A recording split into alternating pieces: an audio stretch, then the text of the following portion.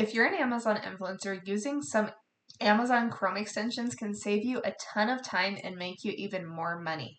One of the Chrome extensions that I use in my product research is called JungleScout. It's primarily used by Amazon sellers, but I use it as an Amazon influencer because it gives me a ton of data about the sales volume, the number of products sold per month, and also the sales trends, how long the product's been selling, at what volume, and if that product is trending up or trending down.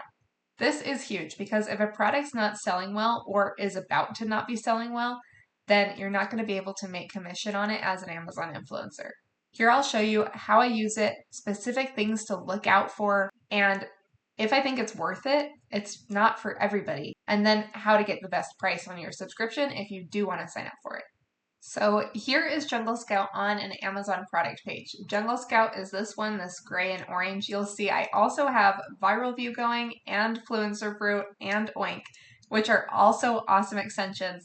I won't talk about those in this video, and having all of them is totally overkill, but you can also see the information that those would surface here. So I'm recording this video mid-November, so it's about 2 weeks after Halloween. And you can see that these Halloween spider webs still say 30,000 bought in the past month right here. It's a little small in the video. But of course, with this product, since we're past Halloween, it's a little bit intuitive that it might not be a good product to acquire and make a video about anymore. But you can see how somebody would see this and say, it sells 30,000 a month. That could be a great product opportunity. And then they could use a software like Viral View or Fluencer Fruit to check how many videos are on there. There's 12. And I won't go into my whole product research philosophy and strategy here, but I teach that super in-depth in my Build Past 1K course if you'd like to learn more. So you can see that though Amazon says this sells 30K, if I open up JungleScout, this orange line is the units sold per day. And you can see that October 30th was its peak. And then right afterwards, so right at Halloween, it totally dropped off. Its sales rank didn't change very much, and sales rank is this purple line, but the units sold totally dropped off. And that makes sense because it was a seasonal product. You can also see that this blue line here is the price history. And so it's kind of going between like $8. And so this is really helpful to know if something is actually on sale, if you're going to buy it, or to better estimate what your commissions will be. So one way JungleScout can help is that you can avoid buying things that are actually duds. The main way that I use JungleScout is to buy things when they are beginning to sell even better. They're on their way up. So again, this product, we're coming into the Christmas season. You could expect that it's going to start selling more. But again, Amazon is just surfacing this last month worth of data. But actually behind the scenes, this Christmas decoration is really starting to pop. And with what it's been doing in the last few days, JungleScout would expect it to do more like in the month. So having this direction and the momentum of that unit sold is huge. You can see that this JungleScout extension will also show up on these bestseller rank pages. And so if you're doing product research on these pages, you can have that number right there while you look. This is super useful, is it will show you the total units sold across all of the variations. So here's a pair of shoes, for example. This one says 1,000 sold per month. And that is specifically for this chestnut color size 8 of this shoe. So like click on gray, then it says 100 sold in the past month. And so to know how many units this whole product listing is selling, you'd have to try to sum it up. But JungleScout will tell you how many units sold, how many units are sold across all of the variations. So this is super handy, especially if you're in like a niche where there's a ton of variations and you couldn't possibly click through all of them to add it all up, or you could, but it would take a ton of time. This is huge. Another feature that's on here that I don't use that much, but it could be useful, is it says that it has 21 different sellers for this product.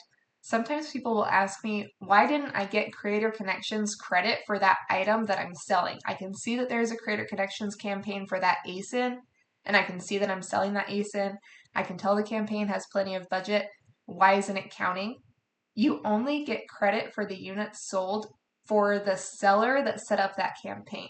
So for example, it looks like the main seller on here is the UGG store, but if I click into this other ways to buy, then maybe it was like this seller that set up the campaign, this Orva stores. And so if you're wondering why you didn't get Creative Connections credit, then you could check that, but that's an aside. Another thing that's useful about this is you can set this data back up to 2 years. And so with these UGG slippers, I can see that they have a big spike in November and December, like holiday present, and then they kind of taper off, but then they continue to sell well the next year. And so though these already have 18 influencer videos on them, and so I wouldn't be that excited to acquire them to review, I can see here that they are about to pop, about to have their seasonal bump. Also, the longer sales history that you can see here, the more likely that that product is going to continue to sell in the months and years to come. If we go back to this Christmas decoration, for example, it's selling really well right now, and I can see that it was first sold last year. Here's an example of a different Christmas decoration that is a new release, and this one just started selling, looks like it was launched in September, and then it is having a bit of a bump right now. But if something just had like a week or 1 month worth of sales history, then it would be a little bit riskier because it's more of a gamble that that seller will have all of their shipping logistics and stuff in place, that the item isn't going to go out of stock if it still starts selling really well. So the more stable this purple line, the sales rank, if it's stable or getting better, as in going down, like rank of number 1 would be the best. The more stable that sales rank, the more confidence you can have in that product. If you can see that it has big blips where the sales rank shoots up, then that means that the product went out of stock or wasn't popular for a time. So some things that I'd want to avoid when looking at this data is if the product is having a decline with that orange line, the units sold, or if the sales history didn't have very much longevity, it could be more likely that it could go out of stock really quickly. Or if the purple line has big bumps, then that means that it has gone out of stock in the past. And this is important because if the product's not in stock, not selling well, then you can't earn your commission. So let's talk about if JungleScout is actually worth it. I love using it, and I think it's really valuable for my workflow, so let's talk through it. If you want to get that Chrome extension, then that's part of at least the Growth Accelerator plan. I do have an affiliate link that makes it $39 a month instead of $49 if you're interested in signing up. Also, if you have been part of my Build Past 1K course, or if you are in the future, then I have an extra discount that makes it less than $30 a month. One of the main things that makes a JungleScout subscription worth it is that it can help prevent you from buying duds. If you're purchasing products to review, there's nothing worse than spending money on a product, thinking you have all the product page stats, that it's going to do really well, and then it turns out to be a big flop and not even make you the money back that you spent on it. I do a lot of purchasing products to review.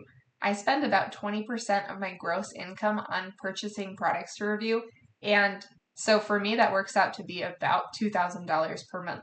Strategic purchasing of products to review that are going to make you much more money than you spent on them can be a great business decision when you have the right tools and strategies. If you'd like to learn more about that, I have a whole week dedicated to product research strategy in my 6-week Build Past 1K course. I'd say once you're spending a few $100s a month, like $300, buying things specifically to review, then JungleScout could be a good investment. If you're not there yet, that's totally fine. That's a lot of money. You can put a pin in this and come back to it. If you don't have any Chrome extensions yet as an Amazon influencer, the data says that those that do use an Amazon influencer Chrome extension make twice as much as those who don't use any extension. The one that I would actually recommend starting with if you don't have any right now is Oink. I have a code for you. I'll put it in the description that will make it just $180 a year. And for that, it is definitely one of the best value Amazon influencer Chrome extensions out there. They have creator connections tools, product research tools, brand messaging tools, cross-posting tools, thumbnail generation tools. So I would definitely recommend Oink. If you want even more in-depth product research, I would also recommend adding on ViralView or Fluencer Fruit. They're pretty comparable.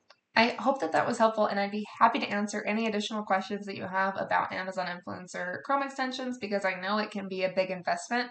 But if you do it strategically, it can definitely make you back much more than the cost of the Chrome extension. Good Amazon Influencer tools can definitely set you up for success.